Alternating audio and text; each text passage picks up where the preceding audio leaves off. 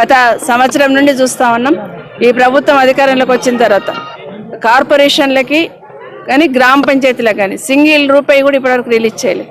అదే కేసీఆర్ గారు ఉన్నప్పుడు పట్టణ ప్రగతి పల్లె ప్రగతి అని చెప్పి ప్రతి సంవత్సరం కూడా అక్కడ కార్పొరేషన్లో ఉన్న జనాభాను బేస్ చేసుకొని నిధులు మంజూరు ఇచ్చేవాళ్ళు.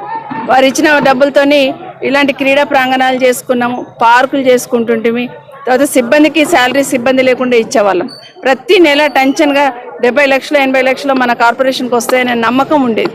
కానీ ఒక సంవత్సరం నుండి చూస్తూ ఉంటే ఒక రూపాయి కూడా ప్రభుత్వం నుండి రాకపోగా గతంలో కేసీఆర్ గారు ఇచ్చిన నిధులను కూడా క్యాన్సిల్ చేసిన సందర్భం. 1 ఇయర్ అయిపోతూ ఉంది. ఇంకా వస్తాయిలే, ప్రభుత్వం ఇంకా రివ్యూ చేసుకుంటారు. ముఖ్యమంత్రి గారే మున్సిపల్ శాఖ మంత్రిగా ఉన్నారు కాబట్టి బాగా నిధులు వస్తాయని ఎక్స్పెక్ట్ చేస్తున్నాం. ఒక నా నియోజకవర్గం 270 కోట్లు క్యాన్సిల్ చేస్తున్నారు.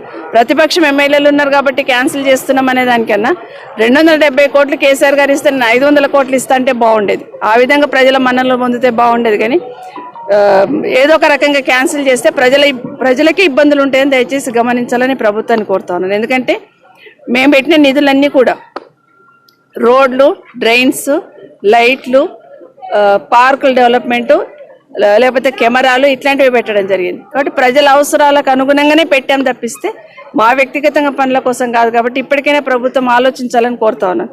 ఒక రకంగా ఆలోచిస్తూ ఉంటే 422 రోజులు 23 రోజులు అయింది ప్రభుత్వం వచ్చి. 423 రోజులు 24 రోజులు అయింది.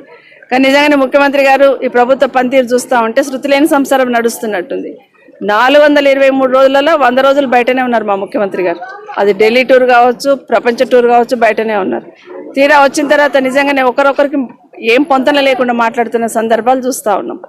ఈరోజు కేసీఆర్ గారు 1 ఇయర్ నుండి కేసీఆర్ గారి పాలన ప్రతి ఒక్కరికి గుర్తుకొస్తూ ఉంది.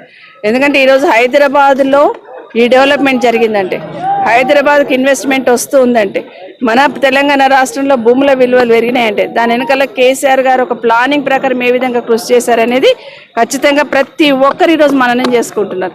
నేను జొన్నవాడ విలేజ్ పోయినా, తెలంగాణ రాష్ట్రం వచ్చినప్పుడు 30 లక్షలకు ఎకరాట, కానీ ఈరోజు 20 కోట్లకు ఎకరా చొప్పున అమ్ముతున్నారు. అంటే ఏ విధంగా ల్యాండ్ వాల్యూస్ పెంచున్నారు, డెవలప్మెంట్ ఏ విధంగా చేస్తున్నారు అనేది ఇప్పుడు ప్రజలందరూ కూడా గమనిస్తూ మళ్ళీ కేసీఆర్ గారు రావాలని మనస్ఫూర్తిగా కోరుకుంటున్న సందర్భం చూస్తూ ఉన్నాం. గత సంవత్సరం నుండి చూస్తే సర్వేలతో కాలం గడిపినారు, డైవర్షన్తో పాలిటిక్స్ చేస్తున్నారు, సమస్యలు మళ్ళిచ్చే ప్రయత్నం చేస్తున్నారు. కానీ పరిష్కారం చేయాలనే దిశగా అయితే ప్రయత్నం చేయలేదు. ఇప్పుడు లోకల్ బాడీస్, స్థానిక సంస్థల ఎలక్షన్స్, సర్పంచులు పోయి 1 ఇయర్ అవుతుంది. కనీసం గ్రామ పంచాయతీలో శాలరీస్ ఇచ్చే పరిస్థితి కూడా లేదు. ఇప్పుడు సర్పంచ్, ఎంపీటీస్ ఎలక్షన్లు జరుగుతున్నాయి కాబట్టి ఏదో ఒక డ్రామా మొదలుపెట్టారు. ఏంటంటే సర్వే చేసినాం, ప్రజాపాలనలో అప్లికేషన్లు తీసుకున్నారు, మొన్న సర్వే చేస్తున్నారు, అప్లికేషన్లు తీసుకున్నారు.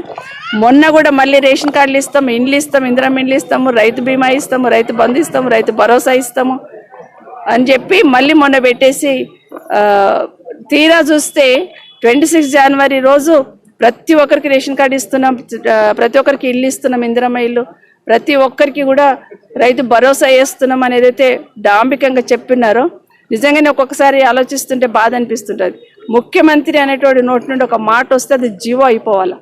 కానీ చెప్పిన మాటకు, ముఖ్యమంత్రి గారు అనౌన్స్ చేస్తున్న మాటకి అమలు తీరుకు వ్యత్యాసం ఎంత ఉందనేది ప్రజలు గమనిస్తూ ఉన్నారు. 26th వస్తుందంటే అందరు ఎదురు చూస్తున్నారు. తీరా 26th రోజు మండలానికి ఒక గ్రామం తీసుకున్నారు. అర్బన్లో అయితే ఏది లేదు ఇప్పటి వరకు. ఇది ప్రజలందరూ గమనిస్తూ ఉన్నారు. రేపు సర్పంచ్ ఎలక్షన్స్లు అవుతున్నాయి కాబట్టి ఆ ఎలక్షన్లో ఓట్లు వేయించుకోవడానికి మాత్రమే ఈ రేషన్ కార్డులు కానీ, తర్వాత రైతు భరోసా కానివ్వండి, ఇందిరమ్మ ఇండ్లు కానివ్వండి, ఇది ఒక డ్రామా అనేది ప్రజలకు ఇప్పటికీ అర్థమైంది. ఈరోజు చెప్తున్నారు రేపు అసెంబ్లీ పెడతాం, బీసీ కులగణన మీద తీర్మానం చేస్తాం, వర్గీకరణ మీద తీర్మానం చేస్తామని చెప్తా ఉన్నారు. ఇది కూడా ఒక నాటకం అనేది ఖచ్చితంగా అర్థమవుతుంది. వర్గీకరణకు అయితే ఎస్సీ వర్గీకరణకు సంబంధించి పోయిన అసెంబ్లీలో తీర్మానం చేస్తున్నారు. దాన్ని అమలు చేయడానికి కూడా అవకాశం లేకుండా, అమలు చేయాలనే ఆలోచన కూడా లేకుండా చేస్తున్నారు. ఇప్పుడు బీసీది కూడా అదొకటి మభ్యపెట్టే ప్రయత్నం, ఏదో డైవర్షన్ చేసే ప్రయత్నం అయితే జరుగుతుంది. ఇది కూడా ప్రజలందరూ గమనిస్తున్నారు. రేపు డిస్కషన్ అవుతుంది కదా, చూసి తప్పకుండా మాట్లాడతారు. ఈ వీడియో మీకు నచ్చితే లైక్ చేయండి, షేర్ చేయండి, మా ఛానల్ ని సబ్స్క్రైబ్ చేయండి.